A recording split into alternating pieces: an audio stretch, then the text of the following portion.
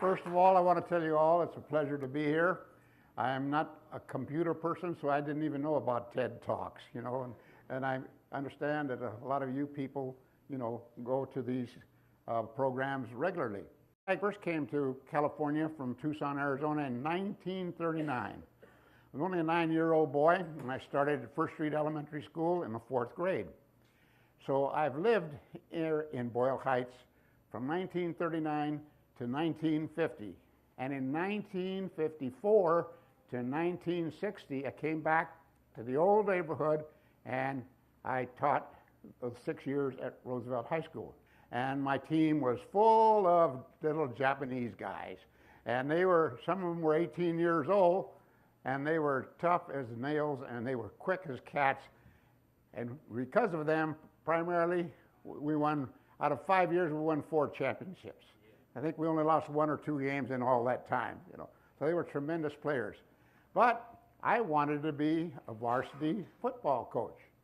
And if I'd have stayed at Roosevelt, I wouldn't have gotten it till about 1975. So in 1960, I was offered the job at Garfield High School.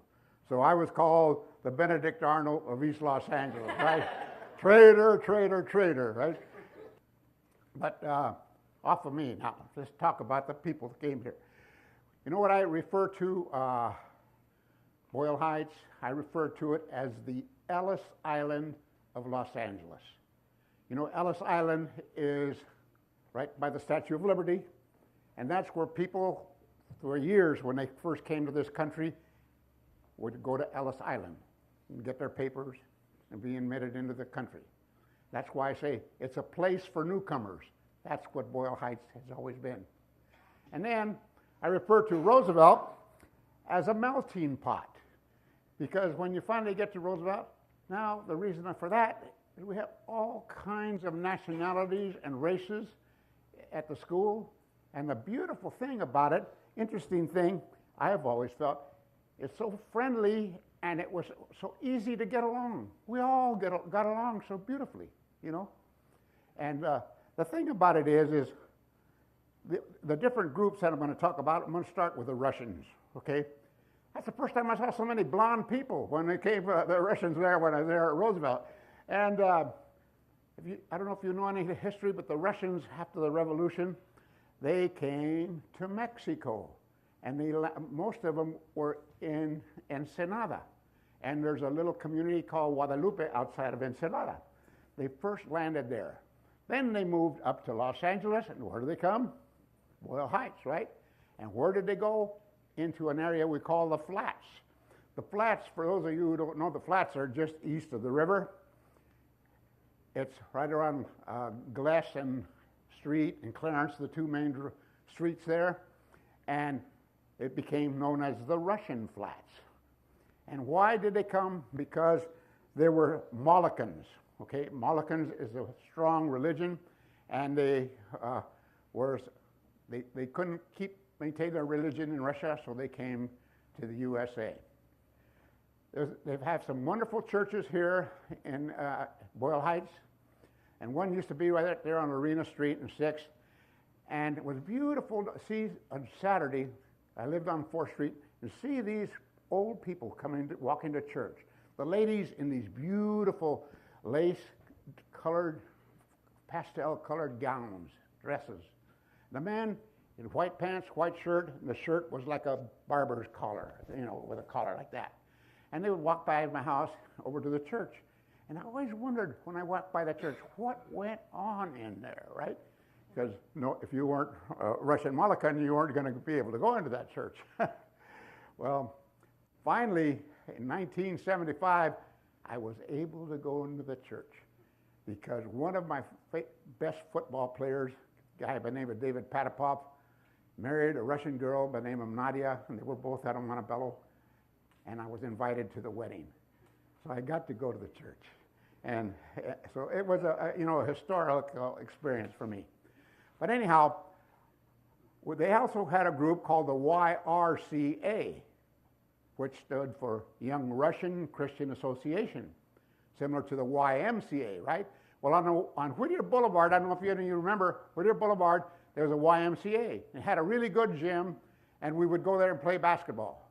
And the Russians, they had this YRCA team full of Tomasovs and Barakovs and Bogdanovs, and all their names always ended in offs, and they had a tremendous basketball team.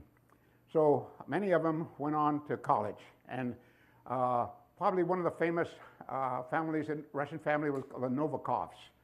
There was Lou Novikov, who was an outstanding baseball player for the Los Angeles Angels. Then there was Tom Novikov, who played football with me at LA City College, Roosevelt LA City College, and went on to the University of Oregon. Was all coast. Tremendous football player, what we call a triple threat. And then, of course, it was Bill Novikov for a long time, coached, head football coach at Verdugo Hills High School. So it was a famous family, okay? The next group, let me jump to the Jewish population. Roosevelt had a tremendous number of Jewish kids going there. And they lived mainly in City Terrace. And they had their businesses along Brooklyn and Soto, which is now called Cesar Chavez, right? A lot of people have objected to that, including me. But anyhow, Brooklyn and Soto was the famous Cantor's Deli. And next to it was a Zellman's men's store, a tremendous store that you could get the finest men's clothing and suits. Everybody went there if they could afford it. They weren't inexpensive either, you know. But anyhow, those are two outstanding places. And then the Jewish community, you know, they had a lot of churches also. We call them Zels. And in the churches, there's still a few of them remaining, and now they're kind of making them historical monuments because they're standing there and they've been vandalized, and we try to keep them up, looking presentable. But anyhow, when there was a Jewish holiday, I'd go to school and I'd go to class, and the school was half empty. I'd go to my classes. I was taking college prep, and there would only be about 3 or 4 of us in the room. So anyhow, a lot of these boys and girls were good friends of mine. And then, of course, the Jewish population moved to the Fairfax area. And they took a lot of their business with them, especially the Cantors, which is still over there in the Fairfax area, very popular. And then after they were there for a while, then they progressed on to the San Fernando Valley. Now, one of the saddest times, though, that I experienced in Boyle Heights was when all my Japanese friends were taken away in 1942 after World War II started. They were taken to the internment camps, right? And they were a lot of different places. And it was really a sad day for Roosevelt High School, because about 1/3 of the population had to go.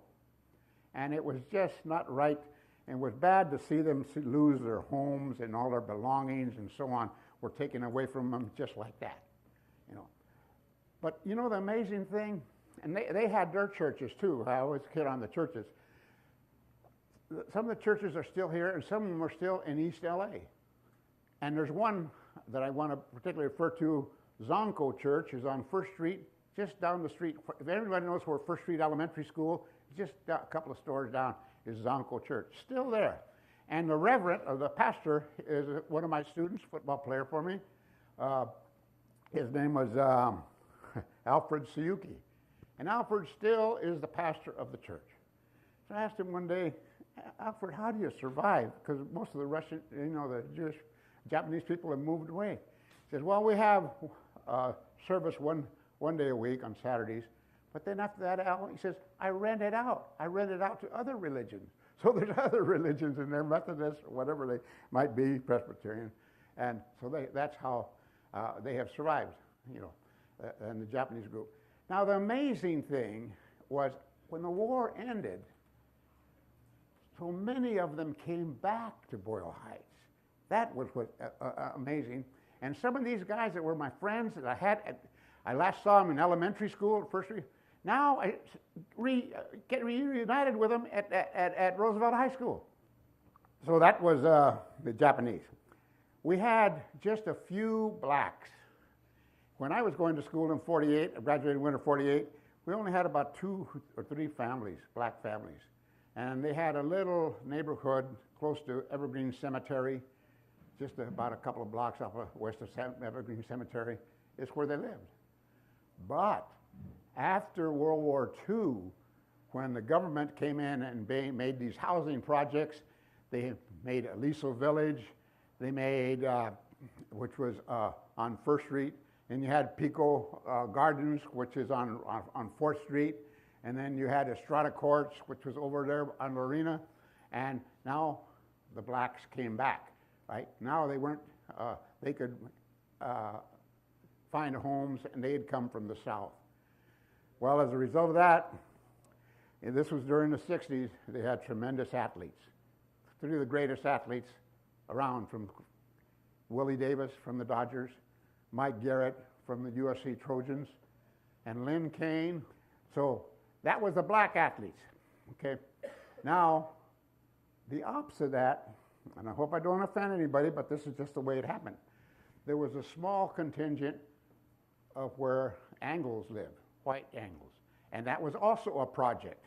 It was called Wyvernwood, and it was like a gated community. And in those days, when I was going to school in 48, it lasted up to about 50. Only Anglos, only whites could live there. Only whites could live there.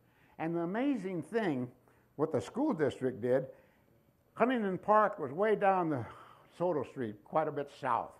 But the students that lived in Wyvernwood, these Anglos, they were allowed to go to Huntington Park. Fortunately for them, there was a bus that ran on Soto Street and took them to Huntington Park, okay? But they could have walked to Roosevelt in 10 minutes, inside of 10 minutes. But they didn't let them do that. And so that was just not right. And there was a form of prejudice that we experienced there in Boyle Heights.